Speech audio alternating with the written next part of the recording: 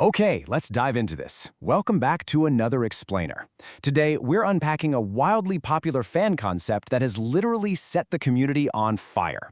We're talking about the soul resurrection. Now, if you thought the nightmare ended at that Hyosan quarantine camp, well, buckle up, because this theory suggests we're barely even scratching the surface. So here's the big question. What if episode 1 starts with another zombie outbreak, but this time in Seoul? I mean, just think about that for a second. That single question completely shifts the entire paradigm of the story.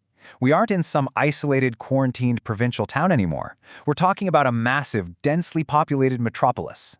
It plunges us right back into the mystery, completely bypassing our expectations of safety and instantly raises the stakes to a catastrophic national level. We're looking at Anjo's new normal in Seoul. Months after escaping the absolute hell of Hyosan, she's trying to just live a normal college life. But, it's a new normal. She's attending classes, walking the campus, going through the motions of an ordinary student, but deep down, the trauma lingers. She knows the nightmare isn't over. You just don't walk away from an apocalyptic trauma like that, and this scenario leans so heavily into that lingering, suffocating dread. Now, what's really interesting about this slide is the terrifying pacing of this whole scenario. Look at this timeline. First, you have months, this agonizing period spent building up this fragile illusion of safety. Then you're just hours into what feels like a perfectly ordinary day on campus. And then, seconds. It literally takes seconds for that safety to just completely shatter. The contrast between months of false security and the brutal reality of how fast the virus moves is absolutely jarring.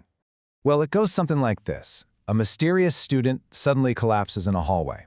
It seems assuming at first, right? But within those literal seconds, the infection spreads like wildfire. It's just this brutal chain reaction. Students begin attacking each other in the corridors, out in the courtyards, and instantly, a sprawling open university campus becomes an inescapable death trap. The pacing here is relentless. It's totally designed to give you absolute whiplash and just tear away any comfort zone our protagonists had found. Right in the middle of this sudden explosion of violence, the instinct is, obviously, to run. Everyone is frantically rushing to escape the campus.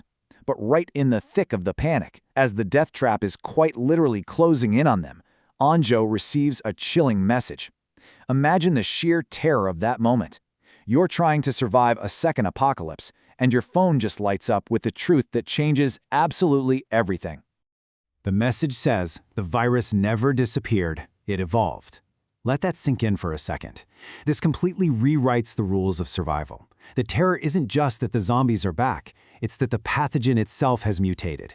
Everything our survivors learned in the first outbreak, how they move, how they react, how the infection actually takes hold, all of that might be completely useless now.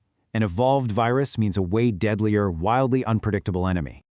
I mean, just compare the original Hyosan virus with this evolved Seoul variant. In the original outbreak, the military was eventually able to contain the spread and lock it down to one city, right?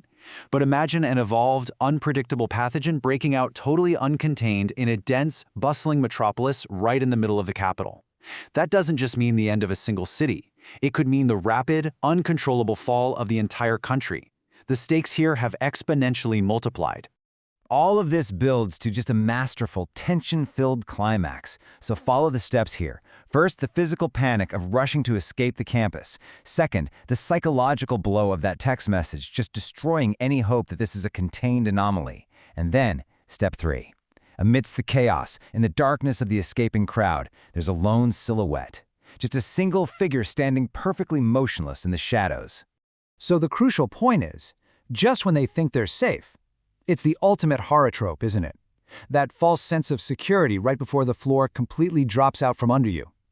Anjo has momentarily escaped the horde. She's processed the terrifying message, and she stops to just catch her breath in the dark. And that is exactly when this familiar silhouette appears, stopping her dead in her tracks. Which brings us to the biggest question of all. Could it be Cheong-san or someone even more dangerous? This right here is the beating heart of the soul resurrection theory, Cheong-san's hidden survival.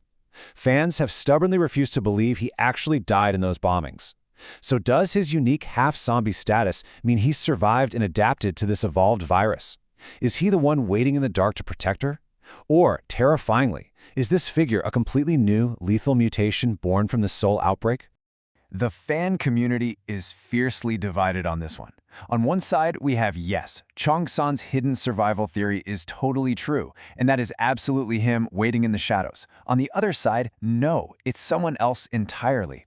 It brilliantly illustrates just how deeply engaged this community is. We're actively constructing these complex narratives, analyzing the lore of the virus, and passionately debating the fates of our favorite characters.